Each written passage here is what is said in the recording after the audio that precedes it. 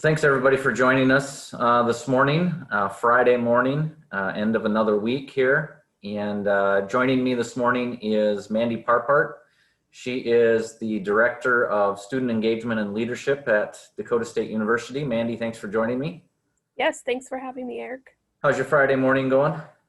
Pretty good. I got I call it Fancy Friday coffee, my treat for making it through the week. So. Well, yeah, everybody's got an outlet, right? Yes. Well, we're going to be talking a little bit about homecoming, and starting off with let's discuss the homecoming parade next Saturday. First off, is there still time for people to get floats entered? Absolutely. So technically the deadline is today by end of day. But I've been doing this a long time and know that, people are still trying to coordinate some things. And so ultimately, as long as they get registered prior to next, like Thursday or Friday, will be okay. If you go to the dsu.edu main page, that is now the splash page has kind of our whole homecoming schedule. And so if you click on that and go all the way to the bottom, there'll be a link for the parade registration. I believe also if you search parade or Trojan Days Parade on our site, it will take you to the link. So you definitely go ahead and fill out that WooFoo form. If you need to, call our office. It's 605-256-5146. And we will kind of fill out the form while you're on the phone. And that way we can get you registered. But if you have access to a computer or your phone and can do it yourself, that's obviously the preferred method. Awesome. And then remind everybody the theme again is soaring through the decades, correct? Soaring through the decades. Yep. So that sparked after the gala last year. And Dr. Griffiths talked a little bit about just the roaring 20s, the 1920s. Well, this may be the soaring 20s. And so that kind of sparked our group to think, our theme continues to be rise. However, that is phrased in the moment.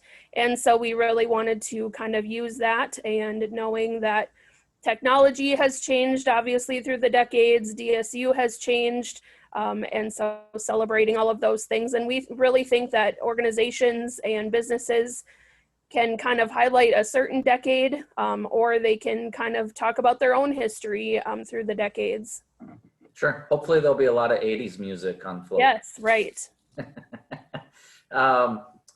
Talking about the route, is it kind of the normal route, what people are used to? Maybe talk a little bit about the route that the parade's going to follow again.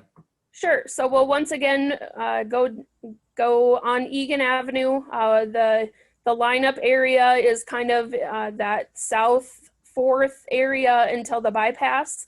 And then we'll head north toward campus. So we officially start at South 4th and go till North 8th. And with the need for social distancing, even though we'll be outside, we really encourage spectators to kind of use that whole parade route. And, it's okay to be in your own groups, but also find a space where you can spread out a little bit and have that distance. And utilize, it's a pretty large parade route, so definitely utilize all of it so that everybody can do so safely. The other thing I just wanted to put out there is, so every year we've worked with KJM to live broadcast the parade. Peg has always done a great job with someone from DSU as well. And this year, Jim Jacobson, our Vice President for Student Affairs, and Peg are going to do that again, and then we're going to live stream it. And so if people don't feel safe or being in a more populated area, or, we have a lot of facilities in town like Bethel or Valiant Living or any of those where maybe they want to watch the parade or have in the past but really shouldn't because of COVID, they can definitely check out the live stream. And so I think that'll be a nice addition to our day. So for the live stream, this is kind of something that just popped into my head. I don't mean to put you on the spot, but is that going to be on DSU's site? Is it KJM's site? How is it going to be live streamed? Both. So Okay. it'll, KJM will do the audio side of it. And then they're working together much like they do for the games when they live stream those. So they'll have that all figured out. And then I know you talked about, making sure, people are social distancing and things like that, but what other changes are being implemented, I guess this year for this parade as opposed to normal years when we have a quote unquote normal parade with candy and shaking hands and things like that? Right. So when I sent out the call for entries, I just reminded people, everybody knows, what people are okay with, but also recognizing that what you're okay with might not be what the spectator is okay with. And so, taking a sign, a signal from them, if they don't, shaking hands really is discouraged. Riding in a vehicle is definitely more encouraged than walking. We know that we'll have walkers, but maybe they won't interact as much. They'll wave instead of actually approaching. If people have stickers or candy, letting the crowd kind of determine, yep, we're good, kind of giving that no thank you kind of signal, and that's fine. You'll see a lot more masks. People that are in a sense handing out candy will do so with a mask on and gloves. And then people that are where there are multiple people on a vehicle or a float, masks are encouraged, required, however you want to put that. And also we have organizations that they're going to set their own standards and they want to make sure that they're being safe. And, we definitely think that that's completely fine. I think one of the great things about Madison, we've had this tradition for a long time, and it was really hard last year when we didn't have the parade because of the flood. And we know that this is a great opportunity for the businesses and just a fun thing for the community. And we just want to continue that tradition, but figure out how. That was kind of our discussion almost right away, like how do we do this safely and so that people will be excited about it and still have a great experience. And so we're going to do whatever we can to make sure that it happens. And, the campaign that's been going on it's about community. And that's really what this parade is about too, is celebrating Madison. We did that COVID cruise almost all summer.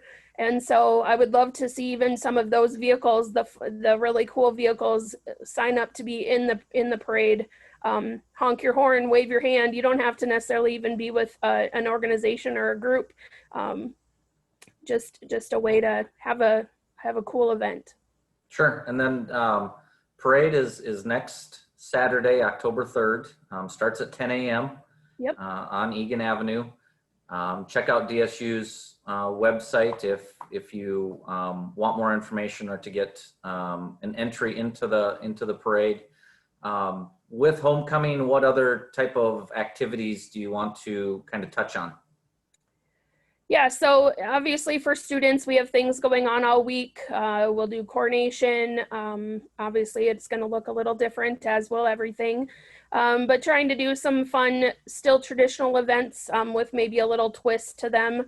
The other thing that we're doing is typically we've done an office decorating contest. This year, we're doing a door decorating contest. So students, faculty, staff, businesses, alumni, anyone can enter that. You would just decorate a door, whether that's at your home office or your usual office. You can then take a picture of it and send it to studentactivities@dsu.edu, and we'll get that on the DSU Trojan Pride Facebook page starting Wednesday. We'll have different categories for prizes, giving away some Trojan Silver and Chamber Bucks, Mad Money. So that'll be really cool. We're doing a like swag day giveaway for students. So to get a Trojan Pride shirt. One of the other things that community members might see around town is we're doing a DSU Rocks. So, you know, paint rocks and put them around campus or around town with the hashtag DSU_rocks. The other thing is we do have our homecoming t-shirt available at the Trojan Zone. So I actually have one of those. So it's a tie-dye with our design on it. And so that's available at the Trojan Zone. If they have any left, they'll also have them at the game. So that'll be good too. Good. A lot of activities coming up this next week. Like I said, check out DSU's website for all that information. One thing that I wanted to mention before we finish here is next week it is also Manufacturing Week across the state. And so check on our Facebook page, the Chamber's Facebook page. We'll have some videos going of some of our manufacturers, and you'll see signs around town, just reminding people that it's Manufacturing Week, because those types of businesses help keep Madison going with all of the sales tax revenue they produce and all those types of things. So manufacturing next week, DSU homecoming next week, Madison High School homecoming next week. So a lot of things going on next week. Check our Facebook page out for all that information. Mandy, thanks for joining me. You can get back to your fun Friday. What festive Friday coffee? Fancy Friday. Fancy Friday coffee. All right. Thanks everybody. Have a good weekend and stay healthy. Thanks, Eric.